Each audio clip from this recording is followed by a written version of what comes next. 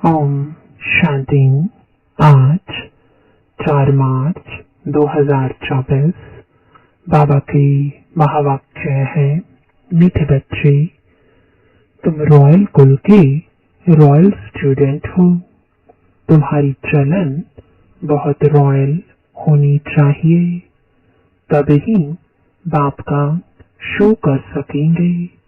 प्रश्न है, विनाश के समय अंतिम पेपर में पास कौन होगा? उसके लिए पुरुषार्थ क्या है? उत्तर है, अंतिम पेपर में पास वही हो सकता है जिसे बाप के सिवाय पुरानी दुनिया की कोई भी चीज याद ना आए। याद आई तो फेल। इसके लिए बेहद की सारी दुनिया से ममत्व निकल जाए, भाई भाई की पक्की अवस्था हो, देह अभिमान टूटा हुआ हो। ओम शांति। बच्चों को सदैव यह नशा रहना चाहिए कि हम कितने रॉयल स्टूडेंट हैं। बेहद का मालिक हमको पढ़ा रहे हैं, तुम कितने उच्च कुल के रॉयल स्टूडेंट हो। तो रॉयल स्टूडेंट की चलन भी रॉयल चाहिए, तभी बाप का शो करेंगे।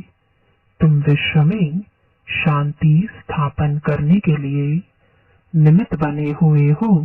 श्रीमत पर तुमको शांति की प्राइज मिलती है, वह भी एक जन्म के लिए नहीं, जन्म जन्मांतर के लिए मिलती है। बच्चे बाप का शुक्रिया क्या मानेंगे? बाप आप ही आकर हाथ में बहिष्ट यानी स्वर्ग देते हैं।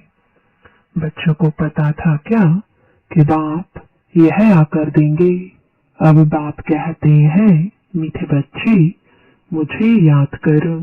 याद के लिए क्यों कहते हैं? क्योंकि इस याद से ही विकर्म विनाश होने हैं। बेहद के बाप की पहचान मिली और निश्चय हुआ, तकलीफ की कोई बात नहीं। भक्ति मार्ग में बाबा बाबा करते रहते हैं, जरूर बाप से कुछ वर्षा मिलेगा। तुम्हें पुरुषार्थ की मार्जिन भी है। जितना श्रीमत पर पुरुषार्थ करेंगे उतना उच्च पद मिलेगा। बाप, टीचर, सतगुरु तीनों की श्रीमत मिलती है। उस मत पर चलना है, रहना भी अपने घर में है। मत पर चलने में ही विघ्न पड़ते हैं। माया का पहला विघ्न है ही देह अभिमान। बाप कहते हैं, अपने को आत्मा समझो। फिर क्यों नहीं श्रीमत को मानते हो? बच्चे कहते हैं, हम कोशिश तो करते हैं, परंतु माया करने नहीं देती। बच्चे समझते हैं, पढ़ाई में खास पुरुषार्थ जरूर चाहिए। जो अच्छे बच्चे हैं उनको फॉलो करना चाहिए। सभी यही पुरुषार्थ करते हैं कि हम बाप से उच्च वर्षा ले लेवें। कांटे से फूल बनने के लिए याद की बहुत जरूरत है। 5 विकारों के कांटे निकल जाएं तो फूल बन जाएं। वह निकलेंगे योग बल से। कई बच्चे सोचते हैं, फलाना ऐसे चला गया, शायद हम भी चले जाएं, लेकिन उसे देख फिर पुरुषार्थ करना चाहिए ना। शरीर छोड़े तो बाबा की याद हो, वशीकरण मंत्र याद हो, और कुछ भी याद ना हो सिवाय एक बाप के। तब प्राण तन से निकले, बाबा बस हम आपके पास आए कि आए। ऐसे बाबा को याद करने से आत्मा में जो किचड़ा भरा हुआ होगा वह सब भस्म हो जाएगा। आत्मा में है तो शरीर में भी कहेंगे जन्म जन्मांतर का किचड़ा है, वह सारा जलना है। जब तुम्हारा किचड़ा सारा जल जाए तब दुनिया भी साफ हो जाए। दुनिया से सारा किचड़ा निकलना है तुम्हारे लिए। तुम्हें सिर्फ अपना किचड़ा नहीं साफ करना है, सभी का किचड़ा साफ करना है। बाबा को बुलाते ही हैं कि बाबा आकर इस दुनिया से किचड़े को साफ करो, सारे विश्व को पवित्र बनाओ। किसके लिए?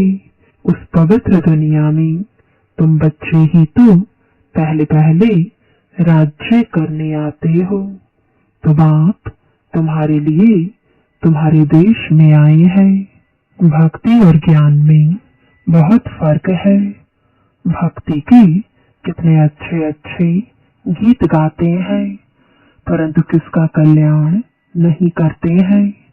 कल्याण तो है ही अपने स्वधर्म में टिकने में और बाप को याद करने में। तुम्हारा याद करना ऐसा ही है जैसे लाइट हाउस फिरता है। स्वदर्शन चक्र को ही लाइट हाउस कहते हैं। तुम बच्चे दिल अंदर समझते हो बाप दादा से हमें स्वर्ग का वर्षा मिलना है। यह है ही सत्यनारायण की कथा, नर से नारायण बनने की। बाप समझाते हैं तुम्हारी आत्मा जो तमो प्रधान बनी है उनको सतो प्रधान बनना है। सतयुग में सतो प्रधान थे, अब फिर सतो प्रधान बनाने बाप आया है। बाप कहते हैं मुझे याद करने से ही तुम सतो प्रधान बन जाएंगे। बाप ने ही गीता सुनाई थी, अब तो मनुष्य सुनाते हैं। कितना फर्क हो गया है। भगवान तो भगवान है, वही मनुष्य से देवता बनाते हैं। नई दुनिया में है ही पवित्र देवताएं। बेहद का बाप है ही नई दुनिया का वर्षा देने वाला। बाप को याद करते रहो तो अंतमति सुगति हो जाएगी। तुम जानते हो बाप आते हैं संगम युग पर पुरुषोत्तम बनाने के लिए। अब यह 84 का चक्र पूरा होता है, फिर शुरू होगा। यह भी खुशी होनी चाहिए। प्रदर्शनी में जो लोग आते हैं उनको भी पहले शिव बाबा के चित्र के सामने लाकर खड़ा करो। बाप कहते हैं मुझे याद करने से तुम यह बन जाएंगे। फादर से वर्षा ही सतयुग का मिलता है। भारत सतयुग था, अब नहीं है, फिर बनना है। इसलिए बाप और बादशाही को याद करो तो अंतमति सुगति हो जाएगी। यह है सच्चा बाप। इनके बच्चे बनने से तुम सचखंड के मालिक बन जाएंगे। पहले पहले अल्फ को पक्का कराओ। अल्फ बाबा बेबादशाही। बाप को याद करो तो याद से ही विकर्म विनाश होंगे और तुम स्वर्ग में चले जाएंगे। कितना सहज है। जन्म जन्मांतर भक्ति की बातें सुनते सुनते बुद्धि को माया का ताला लग गया है। बाप आकर चाबी से ताला खोलते हैं। इस समय सभी के कान जैसे बंद है। पत्थर बुद्धि है।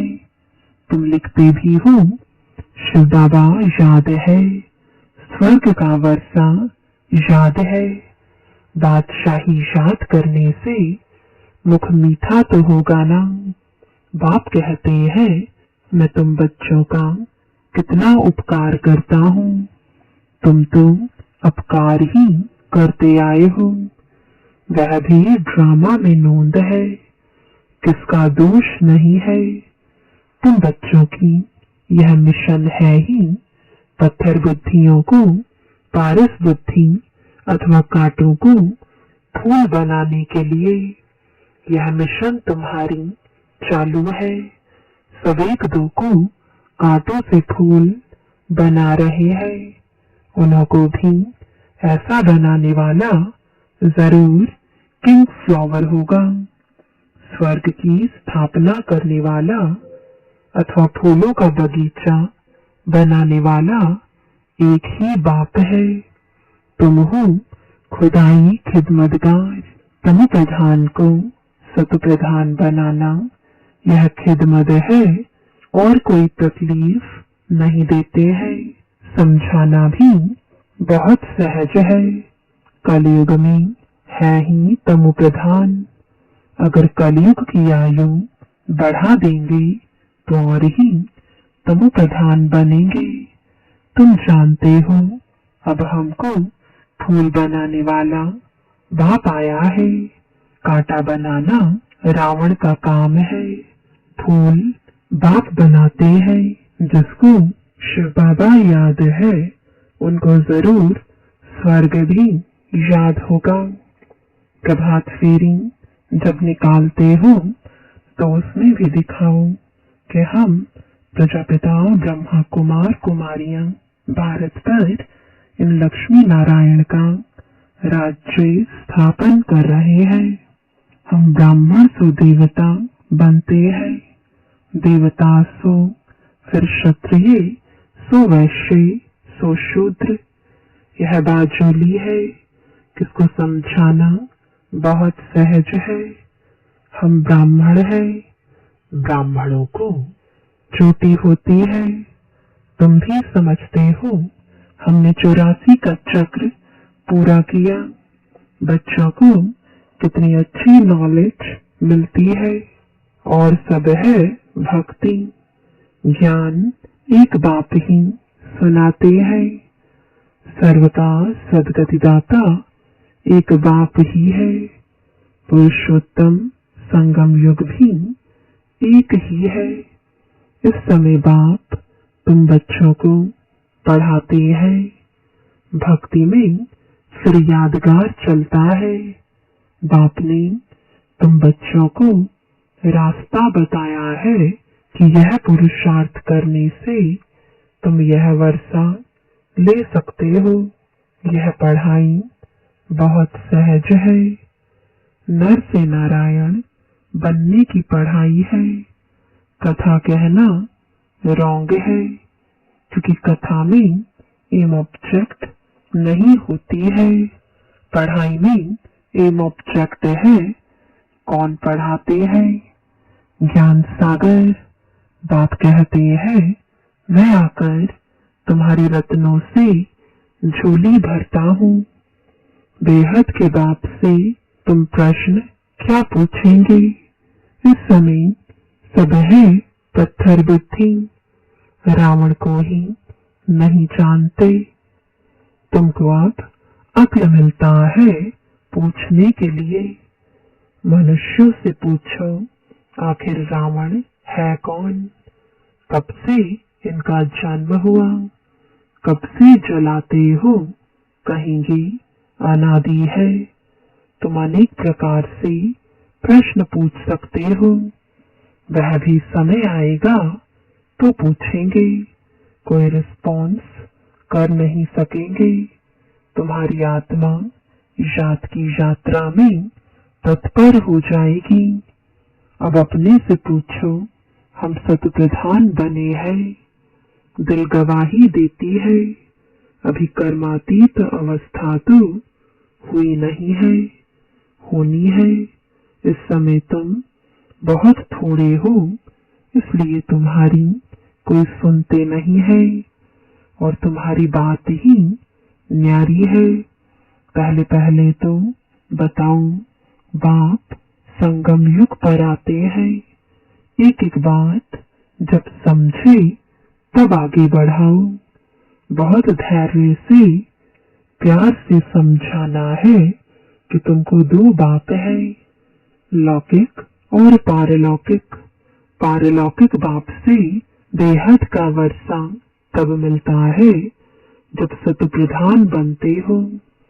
बाप याद पड़े तो खुशी का पारा चढ़े। तुम बच्चों में बहुत गुण भरे जाते हैं।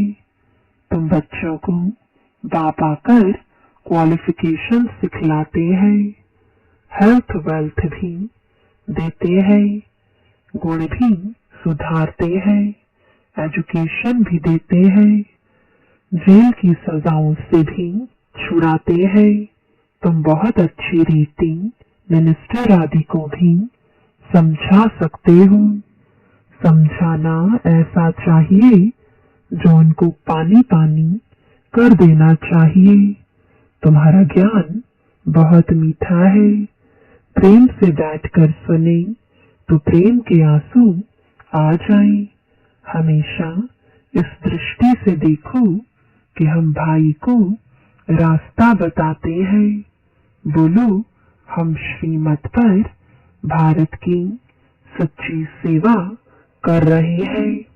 भारत की सेवा में ही पैसे लगाते हैं। बाबा कहते हैं, दिल्ली में सेवा का घेराव डालो, विस्तार करो, परंतु अभी तक किसी को घायल किया नहीं है। घायल करने में योग बल चाहिए। योग बल से तुम विश्व के मालिक बनते हो। साथ साथ ज्ञान भी है। योग से ही तुम किसको कशिश कर सकेंगे। अभी बच्चे भाषण भलच्छा करते हैं, परंतु योग की कशिश कम है। मुख्य बात है योग की। तुम बच्चे योग से अपने को पवित्र बनाते हो, तो योग बल बहुत चाहिए, उसकी बहुत कमी है। अंदर खुशी में नाचना चाहिए। यह खुशी का डांस है। इस ज्ञान योग से तुम्हारे अंदर डांस होती है। बाप की याद में रहते रहते तुम अशरीरी बन जाते हो। ज्ञान से अशरीरी होना है। इसमें गुम होने की बात नहीं। बुद्धि में ज्ञान चाहिए। अब घर जाना है, फिर राजाई में आएंगे। बाप ने विनाश और स्थापना का साक्षात्कार भी कराया है। यह दुनिया सारी जली पड़ी है। हम नई दुनिया के लायक बन रहे हैं। अब घर जाना है, इसलिए शरीर में भी कोई ममत्व नहीं रहना चाहिए। इस शरीर से, इस दुनिया से उपराम रहना चाहिए।